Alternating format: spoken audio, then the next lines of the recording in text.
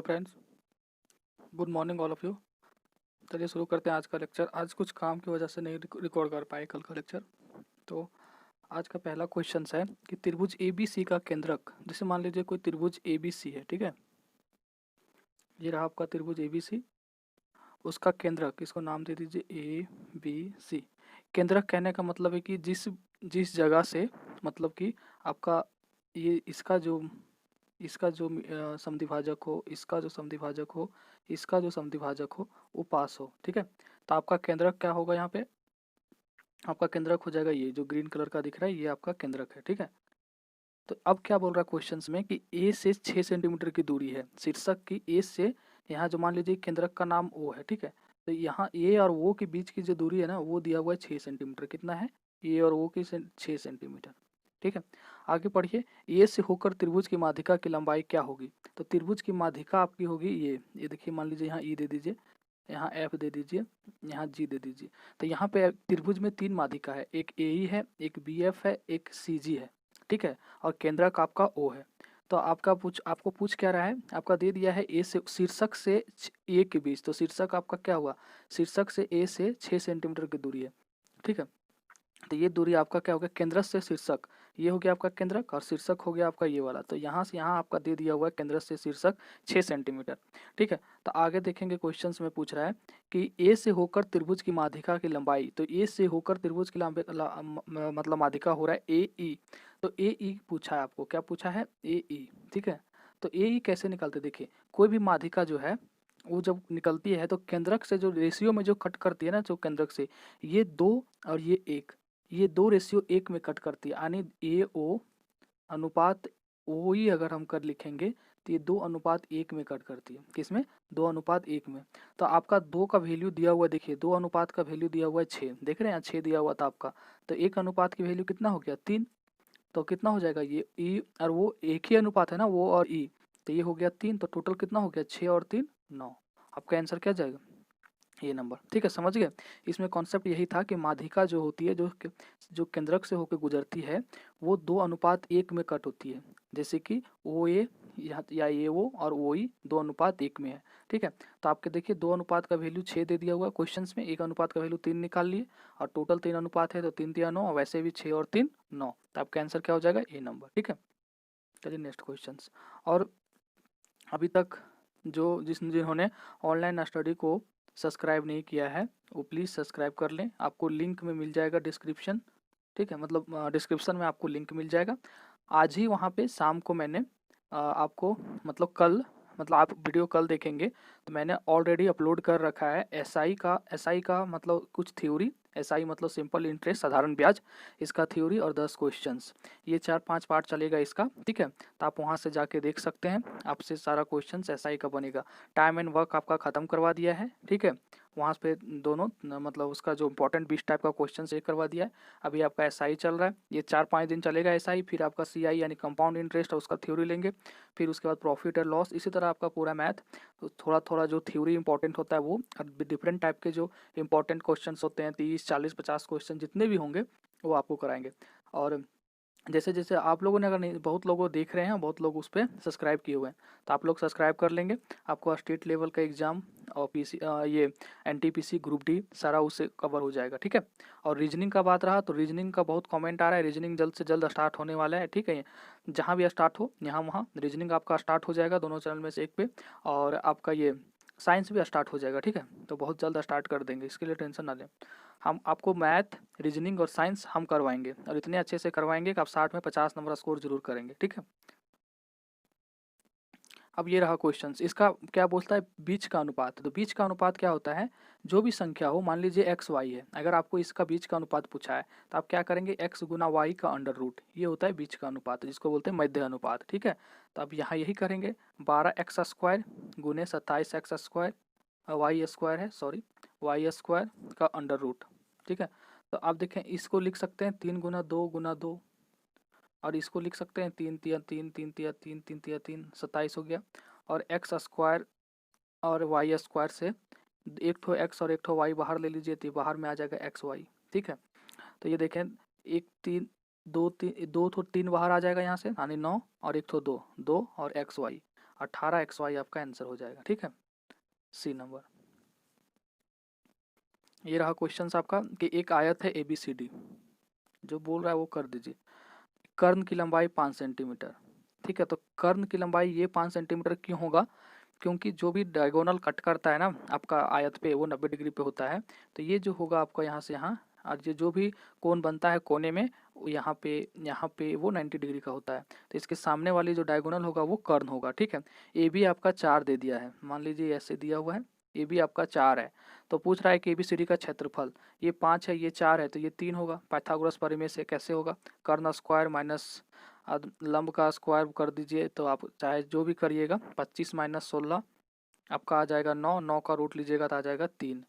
तो 3 आ गया ये, तो भुजा कितना आ गया? 3 गुने 4, यही तो होता है क्षेत्रफल आयत का, 3 चौके 12। ठीक है, आसान क्वेश्चन था। चलिए नेक्स्ट क्वेश्चन। क्वेश्चन से x एक ऐसी संख्या है जिसका आधा, देखिए x एक ऐसी संख्या है जिसका आधा, आधा ये हो गया, ऐसी संख्या है जिसका आधा उसके 20% से, इसका 20% क्या हो गया? इसका 20%, x को ऐसे लिख लेते हैं, दिक्कत होगा, x/2 इसका आधा, और x का 20%, x का 20% यही होगा, x का 20% से 15 अधिक है, तो ये तब होगा ये 15 अधिक, x का आधा जो है वो x का 20% से 15 अधिक है। ठीक है, तो ये हो गया इसका इक्वेशन। तो x का 60% पूछ रहा है, पहले x निकाल लेंगे, तो 20% में नीचे 100 आएगा, तो 20 × 5 = 100। ठीक है, तो ये क्या हो गया? x/2 is equal to x/5 + 15। अब यहाँ से क्या करेंगे हम? x/2, यहाँ से x - 5 इजगल टू 15। यहाँ से आप निकाल लीजिए x का वैल्यू, क्या आ जाएगा x का वैल्यू? यहाँ से निकालिएगा तो, यहाँ निकालिएगा तो आपका x का वैल्यू आ जाएगा 2 और 5 का एलसीएम 10, 2 × 5 = 10, 5x, और 5 दूना 10, 2x। ठीक है, बराबर में इधर 15 है ही, तो ये क्या हो जाएगा? 5 में से 2 जाएगा 3x, तो ये आ जाएगा यहाँ 3x आपका बटे 10, और बराबर में 15, 15 दें 150, या वैसे भी 3 × 5 = 15, x बराबर आ गया 50। तो 50 का आपको 60% निकालना है। तो 50 का 60% कैसे निकालेंगे? 50 × 60/100, 2 जीरो 2 जीरो कट गया, 6 × 5 = 30। ठीक है, तो आपका आंसर क्या आ जाएगा? 30। आप डायरेक्ट जल्दी जल्दी में 50 नहीं मार देंगे, क्योंकि ऑप्शन में दे रखा है। ठीक है, आपका 60% एक्स का निकाल लेंगे, एक्स आ गया 50। इसका इक्वेशन क्या बना था? ये इक्वेशन बना था x/2 इजगल टू x का 20% से 15 अधिक है उसका आधा, तो ये बना था। इसको सॉल्व कर दिए थे हम, 50 आ गया था, इसका 60% निकाल दिए थे, 30 आ गया था। ठीक है, यही था। अब क्वेश्चन से साधारण ब्याज से 20 वर्षों में 20,500 रुपया से 41,000 रुपया बनने के लिए ब्याज की दर क्या होगा? अब देखें यहाँ पे 20 वर्षों में इतना था आपका कोई राशि, वो हो जाता है इतना। ठीक है, तो आपका P ये था और हो गया ये, तो आपका अगर SI निकालना चाहेंगे तो इसमें ये घटा दीजिए आप, 41,000 में कितना है? 4 जीरो है ना, इस नाम में से आप ये घटा दीजिए, तो आप घटाइएगा तो यही आएगा, क्योंकि इसका डबल है। ठीक है, ये आपका आ गया SI, और आपका है SI ये आ गया। ठीक है, अब P दिया हुआ है, P यही P है, सॉरी SI आपका कितना आया था घटा के, ये आ गया था आपका ये, अब बराबर में ये, अब P × R, तो P तो आपका यही है ना, डबल हो जा रहा है, तब तो यही रहेगा P × R, R पूछा है, इंटू T कितना है? 20/100, इससे ये कट गया, इससे ये 20 × 25 = 100, R बराबर आ गया 5। ठीक है, 5% आपका आंसर जाएगा। अब इसका शॉर्ट मेथड देखिए, और शॉर्ट मेथड कैसे होगा, इसका थ्योरी हमने ऑनलाइन स्टडी पे करवा दिया है, इसका लिंक आपको मिल जाएगा। SI जब पढ़ाया था, अगर आपने वो लेक्चर देखा होता तो आप इसको देखते ही बना सकते थे। ठीक है, देखिए ये क्वेश्चंस क्या है। क्वेश्चंस क्या है कि 20 वर्ष का टाइम है, और ये देखिए ये कितना, इकाई दाई सैकड़ा हज़ार 10 लाख, कितना है? इकाई दाई सैकड़ा हज़ार 10 लाख। ठीक है, तो 2,05,000, ये देखिए कितना है? 4,10,000, तो मतलब इसका डबल है। तो 20 साल में डबल कहने का मतलब क्या समझते हैं आप? कि आपको तो ये 2 रुपया हो गया 4 रुपया, मतलब 100% से 200% हो गया, यानी 20 साल में 100% बढ़ जाता है। कितना? तभी तो डबल होगा। 20 साल में कितना बढ़ता है? 100%। तो समय कितना है? 20 साल में 100% बढ़ता है, तो रेट हम कितने पे निकालते हैं? दर हमेशा 1 साल पर निकालते हैं, वही क्वेश्चंस पूछता है। तो 1 साल का रेट निकालेंगे तो क्या हो जाएगा? यहाँ 20 हो जाएगा, और ये 20 × 100, 5%। तो देखिए जितना से आपका डबल हो रहा है, डबल कितने में हो रहा है? यहाँ पे 100% से डबल हो रहा है, तभी तो होगा। आप कोई भी चीज़ को 100% बढ़ गया यानी डबल हो गया, तो कितने साल में 100% बढ़ा? 20 साल में। तो रेट क्या हो जाएगा 1 साल में? 5%। इसको कैलकुलेशन करने की ज़रूरत भी नहीं था, आपका ऐसे ही बन रहा था। ठीक है, चलिए नेक्स्ट क्वेश्चन।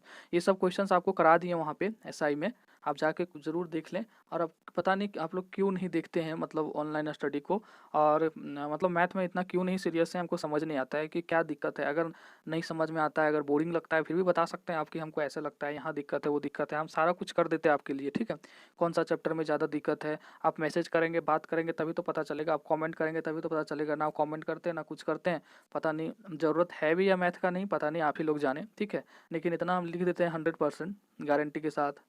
बात मेरा मानिए या नहीं मानिए, दुनिया का कोई भी एग्ज़ाम हो जहाँ मैथ पूछा जाता है, अगर आप मैथ में स्कोर नहीं करेंगे 90% से अबव, आपका रिजल्ट कभी नहीं होगा। ठीक है, रिजल्ट हो जाएगा, अगर 90% के नीचे अगर मैथ में स्कोर करिएगा तो हमको दिखा दीजिएगा। ठीक है, क्योंकि मैथ सबको स्कोर करता है। अगर 20 नंबर का सीजीएल में पूछेगा तो 18-19 सब करेगा, तब जाकर रिजल्ट बनेगा। अगर एनटीपीसी में 30 नंबर का पूछ रहा है तो 25, 26, 27 सब करेगा, तब जाकर रिजल्ट बनेगा। अगर आप ऐसे ही सोच रहे हैं कि इसको इग्नोर मार देते हैं तो इम्पॉसिबल है, इस ज़माना में तो खैर नहीं होगा। ठीक है, ये क्वेश्चन से देखिए, निम्नलिखित में से कौन सी परिपूर्ण संख्या है?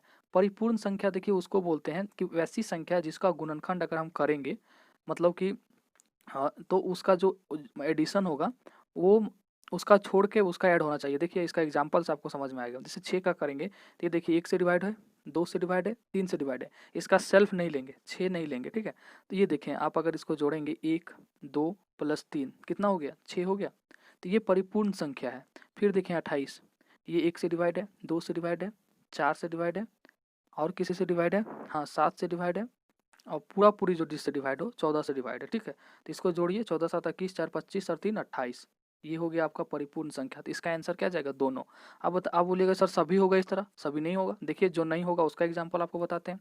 9 ले लीजिए आप, इस 1 से लगेगा, 3 से लगेगा, 9 से तो खुद लगेगा, उसको नहीं लेना है, तो ये कितना आ गया? 4। ये होगा परिपूर्ण संख्या? नहीं होगा।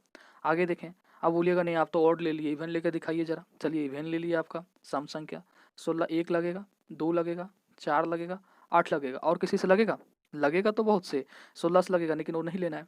तो ये देखिए 8 4 12 3 15, तो ये भी आपका परिपूर्ण संख्या नहीं है। लेकिन 6 और 28 आपको निकाल के दिखाएं, ये आपका परिपूर्ण संख्या है दोनों। ठीक है, चलिए नेक्स्ट क्वेश्चन। श्री सोहन ने 27,500 रुपये में मूल्य की इस वस्तु को जीएसटी के रूप में कितना दिया? इतना रुपया दिया।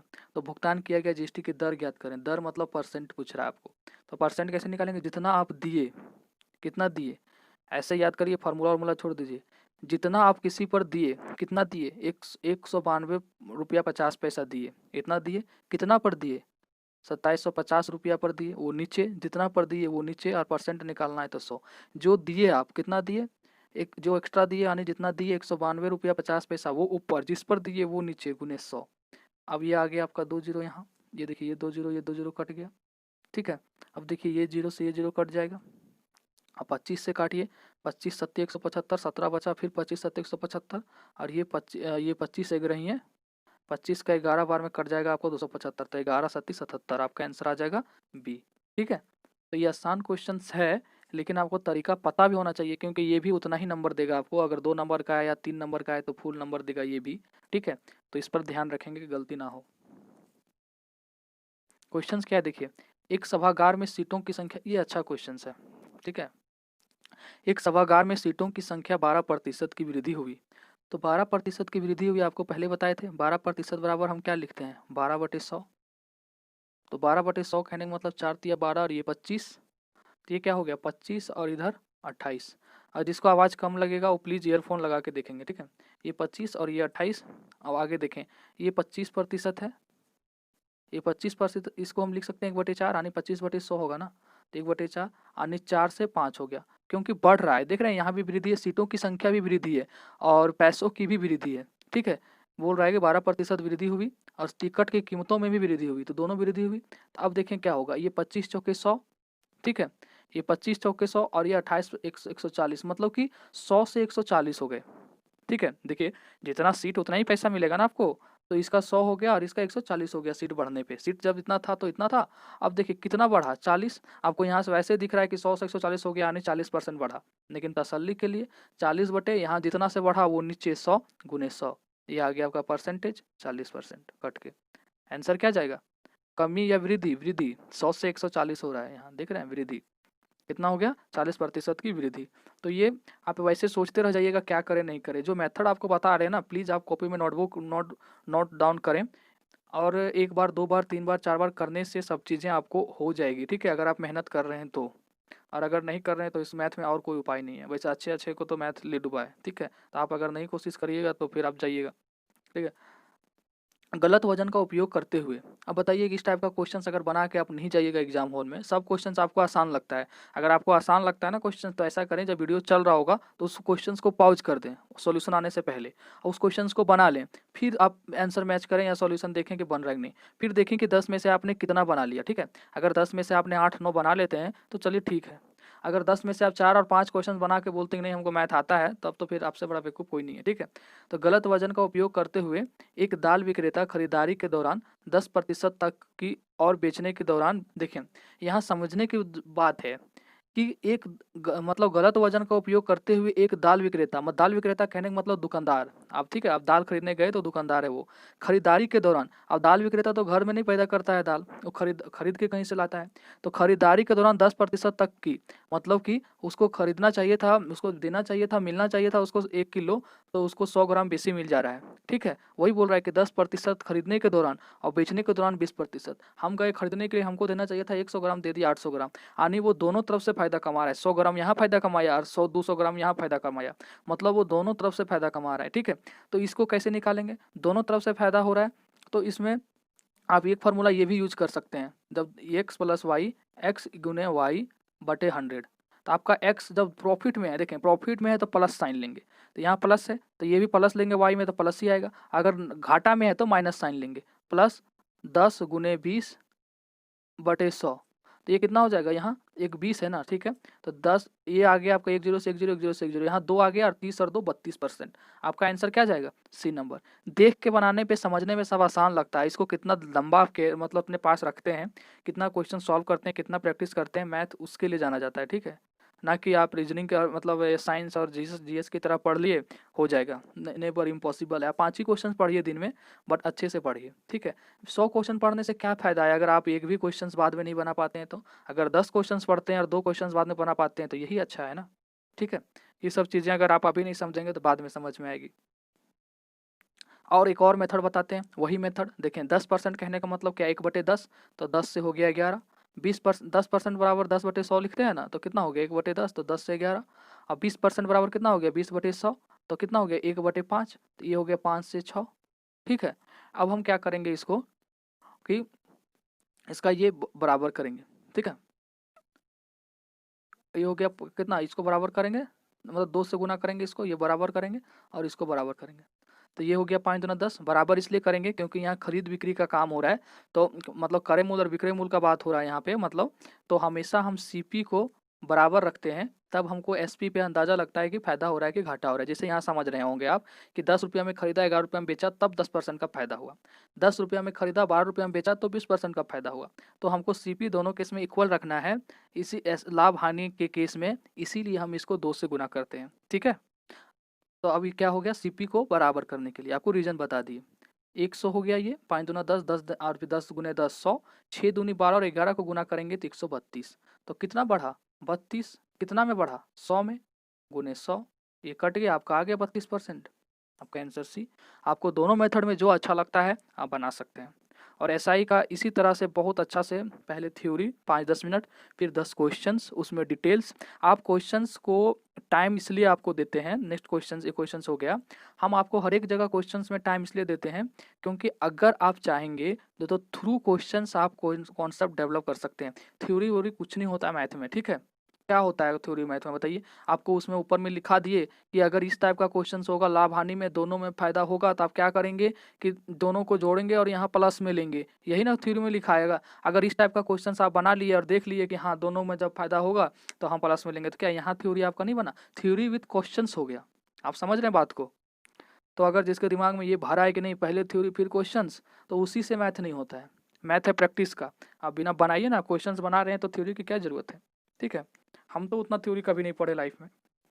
चलिए ये क्वेश्चन से देखें, अब इसमें क्या थ्योरी, एक कक्षा में देखिए औसत में एक ही थ्योरी है। औसत में एक ही थ्योरी क्या है कि जितना नंबर दिया हुआ है ऊपर में जितना टोटल होगा यहाँ सम होगा और नीचे जितना टोटल होगा उससे डिवाइड करते हैं नंबर से, तो ये हमारा निकल जाता है औसत। यही थ्योरी है, ठीक है।